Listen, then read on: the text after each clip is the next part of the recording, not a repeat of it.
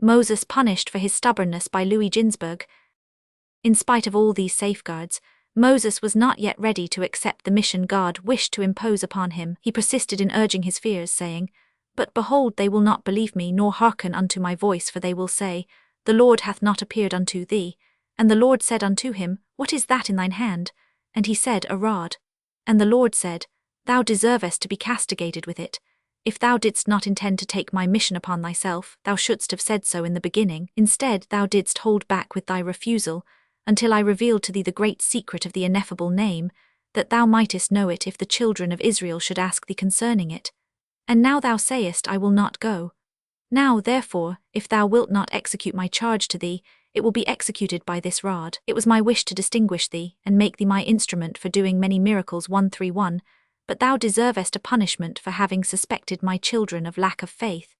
The children of Israel are believers and sons of believers, but thou wilt show thyself of little faith in thy career, and as thou followest the example of the slanderer serpent, so shalt thou be punished with leprosy, wherewith the serpent was punished.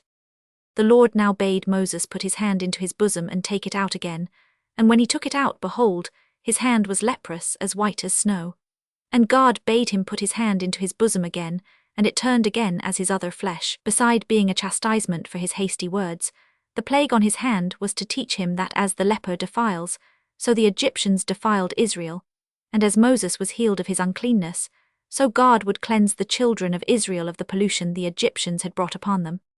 The second wonder connected with the rod of Moses likewise conveyed a double meaning, in that it pointed to the coming redemption of Israel, and taught Moses a specific lesson. At the bidding of God, Moses cast his rod on the ground, and it became a serpent, to show him that when he traduced Israel, he was following the example of the abusive serpent, and also to show him that the great dragon that lieth in the midst of the rivers of Egypt, though he was now hacking into Israel with his teeth, would be rendered harmless like the rod of wood, which has no power to bite. And again, through the third miracle he was bidden to perform, God conveyed to Moses what would happen in the latter years of his own life.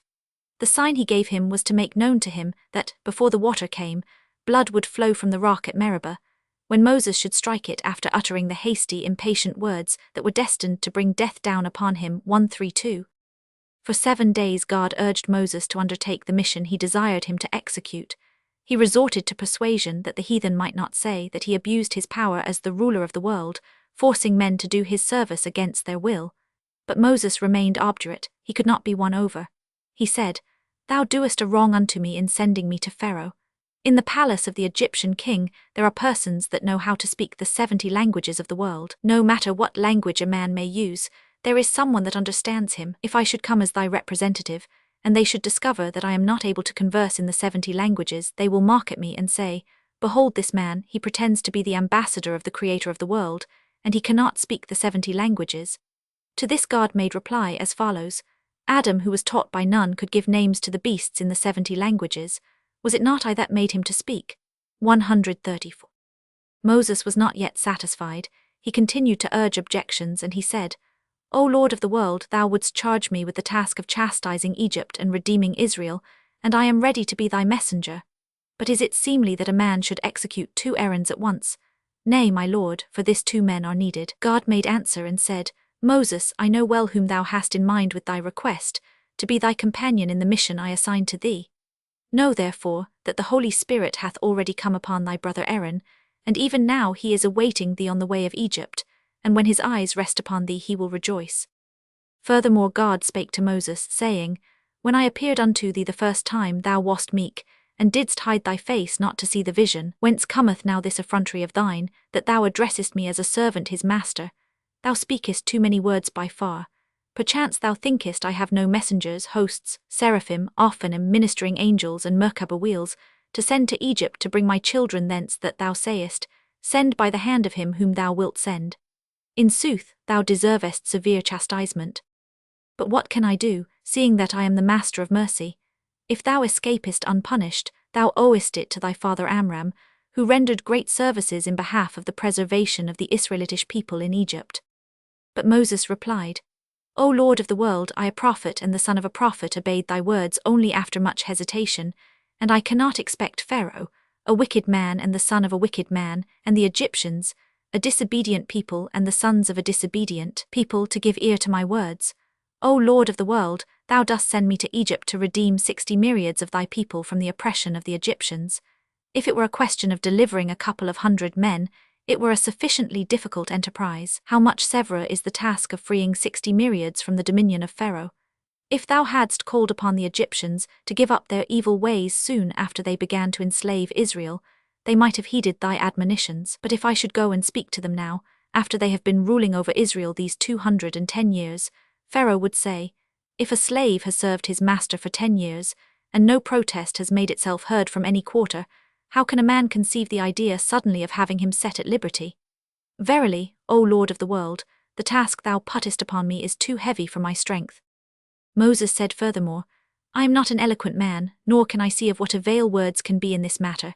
Thou art sending me to one that is himself a slave, to Pharaoh of the tribe of Ham, and a slave will not be corrected by words.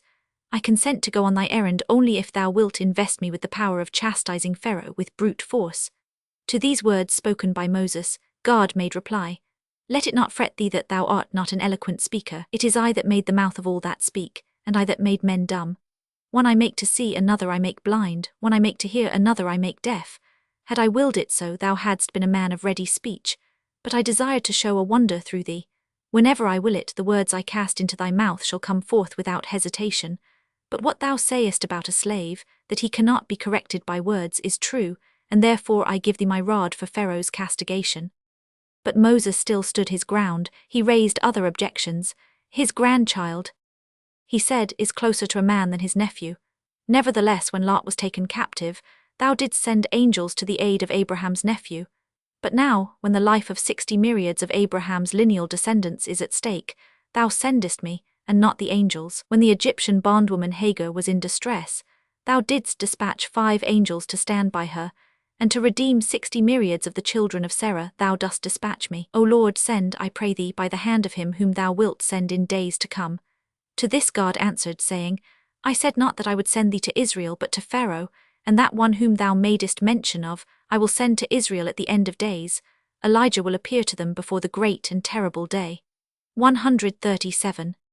If Moses refused to do the errand of the Lord, there was a reason. God had revealed to him the treasures of the Torah, of wisdom, and of knowledge, and the whole world's future.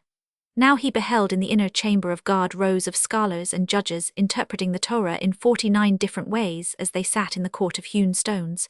And he saw, besides, Rabbi Akiba explaining the meaning of the crowns upon the letters. Then said Moses, I do not care to be God's messenger. Let him rather send one of these great scholars. Then God ordered the angel of wisdom to carry Moses to a place of myriads of scholars, all interpreting the Torah, and all making use of the formula. This is a halakha revealed to Moses on Mount Sinai. Now Moses recognized that even the greatest scholars of future generations would be dependent upon him, and then, at last, he was ready to execute the mission God desired to lay upon him. 138.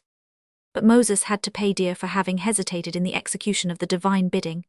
God said to him, It was appointed that thou shouldst be priest, and Aaron should be the Levite.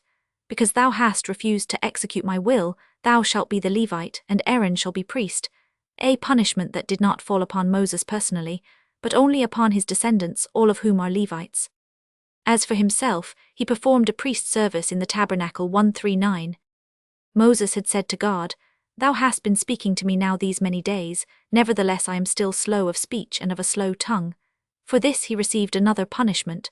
God said to him, I might change thee into a new man and heal thee of thy imperfect speech, but because thou hast uttered such words I refrain from curing thee.